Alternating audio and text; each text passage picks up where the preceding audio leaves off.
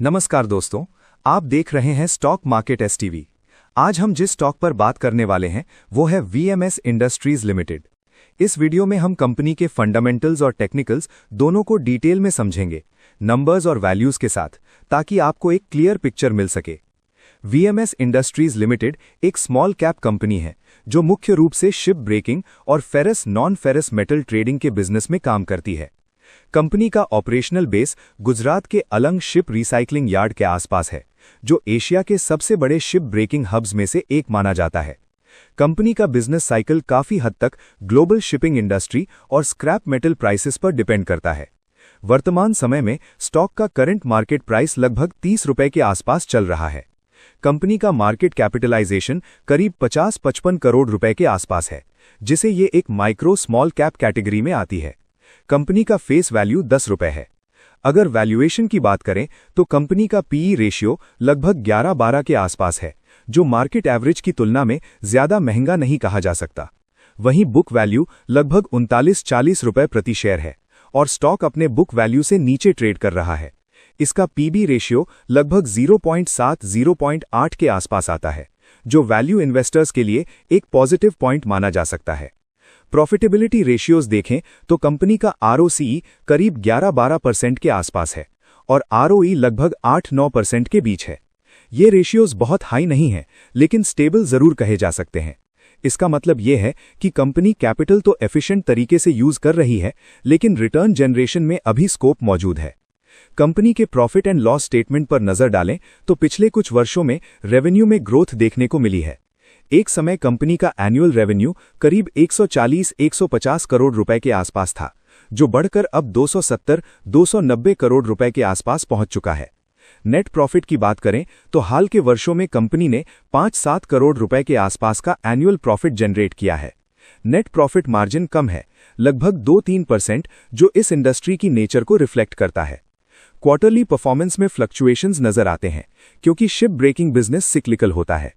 कुछ क्वार्टर्स में रेवेन्यू और प्रॉफिट स्ट्रांग रहते हैं, जबकि कुछ क्वार्टर्स में स्लो डाउन देखने को मिलता है। ओवरऑल ट्रेंड ये बताता है कि कंपनी लॉस मेकिंग नहीं है और ऑपरेशनली स्टेबल है। अब बैलेंस शीट पर आएं। कंपनी की टोटल डेट काफी कम है।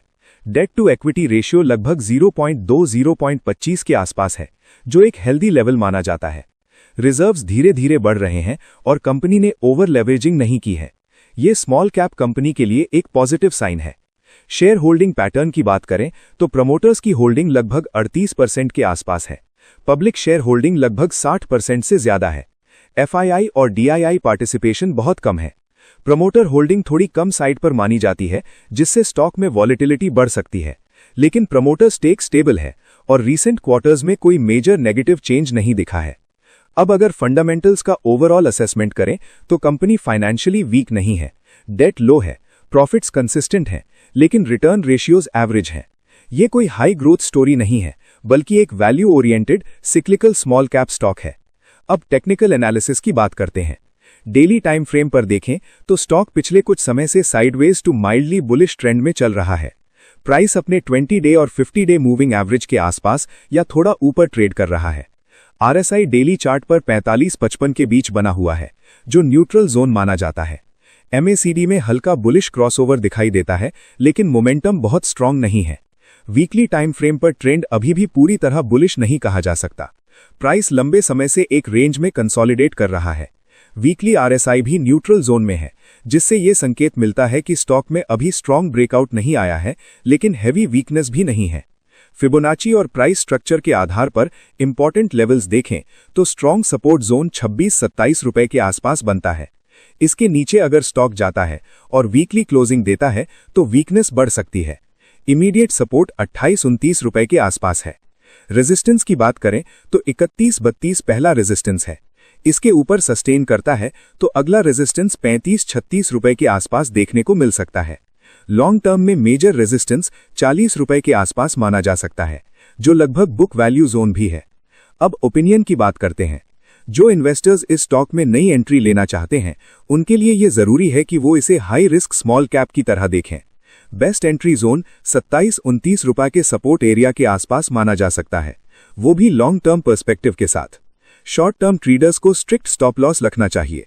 जो इन्वेस्टर्स पहले से इन्वेस्टेड हैं उनके लिए ओपिनियन ये है कि अगर आपका इन्वेस्टमेंट होराइजन लॉन्ग टर्म है और आपने लोअर लेवल्स पर बाय किया है तो आप होल्ड कर सकते हैं, लेकिन एक्सपेक्टेशंस रियलिस्टिक रखें।